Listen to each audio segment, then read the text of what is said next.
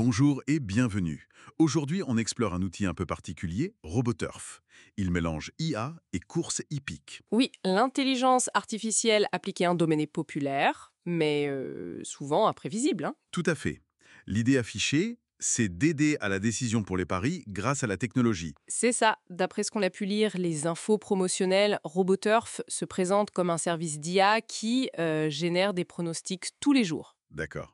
Et notre objectif aujourd'hui, c'est de comprendre un peu comment cette IA est censée fonctionner. Et ce qu'elle propose vraiment aux utilisateurs, oui, en se basant sur leurs propres documents. Alors plongeons un peu dans la mécanique. L'IA analyse quoi exactement? Les courses du Quintet Plus, Oui, quintet plus, que ce soit plat, trotte, obstacle, et aussi toutes les courses de trotte quotidiennes. C'est assez large. Et sur quoi elle se base? Quels sont les ingrédients de cette analyse? alors elle prendrait en compte des facteurs assez classiques pour les turfistes. Comme? La forme récente des jockeys, des drivers, Ok, sur les 30 derniers jours, disons, ok. le taux de réussite de l'entraîneur aussi sur le mois, l'impact du déferrage, ça c'est intéressant. Ah oui?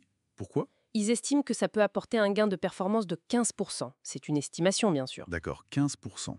Et quoi d'autre? La régularité du cheval sur ses 5 dernières sorties, la détection de cotes qui seraient sous-évaluées. Ah, la chasse aux bonnes cotes. Exactement. Et puis l'aptitude au terrain, à l'hippodrome, l'avantage statistique du numéro, des choses assez logiques finalement. Mais traité systématiquement par une IA, c'est ça la promesse.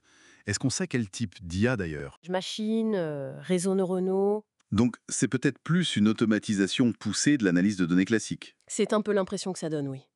Le terme IA est peut-être un peu un terme marketing ici. L'objectif, c'est surtout de fournir des pronostics structurés. Justement, parlons-en. Qu'est-ce que l'utilisateur reçoit concrètement? Alors, il y a une sélection idéale. Ça, c'est plutôt pour viser les premières places, genre couplet, trio, Les deux ou trois premiers. voilà.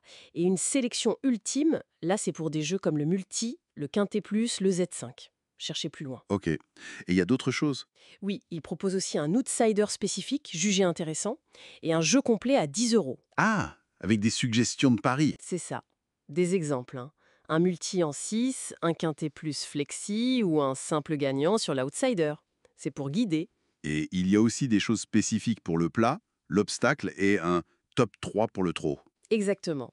Ce top 3 trop est présenté comme un de leurs points forts. Bon, passons aux résultats qu'ils mettent en avant, parce que là, les chiffres sont assez marquants. Oui, ils annoncent 73% de réussite pour leur prono multi en 6 sur 90 jours. 73%. Et 8 quintets plus qui auraient été gagnés le mois dernier par des abonnés premium. 8. Et ce ROI moyen de 217% sur les courses de trot, c'est énorme. C'est énorme, oui. ROI, donc retour sur investissement. Après, il faut être prudent, hein. Oui, Ce sont des affirmations promotionnelles.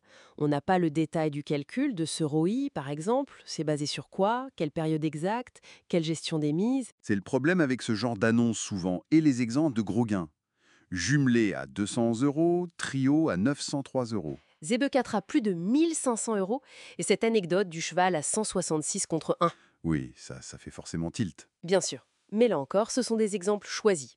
Un coup d'éclat ne signifie pas une rentabilité sur le long terme. C'est le biais classique. D'accord. Donc, à prendre avec des pincettes, comme on dit. Tout à fait. Côté pratique, le pronos sont dispo la veille et l'abonnement. Alors c'est annoncé à 9 euros par mois ou 9,70 euros TTC en France et c'est sans engagement duré, ce qui est plutôt souple. Important aussi, ils incluent l'avertissement légal sur les risques, non? Oui, absolument. Le rappel sur les risques liés au jeu d'argent, l'endettement, la dépendance, c'est obligatoire et indispensable. Bon, si on devait synthétiser, RoboTurf, c'est une proposition d'aide à la décision pour les parieurs, basée sur une IA qui analyse pas mal de données. C'est ça, avec des performances revendiquées assez impressionnantes, mais qui restent promotionnelles dans le cadre des documents qu'on a dus. Ça peut séduire ceux qui cherchent une approche plus, Structurées, basées sur les chiffres. oui, comme le dit l'adage qu'ils citent eux-mêmes, le turf, c'est d'abord une méthode. Leur méthode se veut juste optimisée par l'IA. Intéressant. Et ça nous amène peut-être à la question de fond pour conclure. Exactement. Face à la nature même des courses, on parle d'animaux vivants, d'aléas météo, de décisions des jockeys, de la forme du jour. Oui, tout ce qui fait le charme et la difficulté du turf. Ben voilà. Jusqu'où une analyse de données, même très poussée, même intelligente, peut-elle vraiment capter cet imprévisible? Est-ce qu'un algorithme peut modéliser toute cette complexité, toute cette incertitude? C'est une excellente question.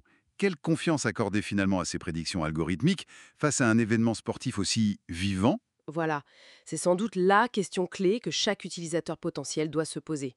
Une matière à réflexion pour nos auditeurs.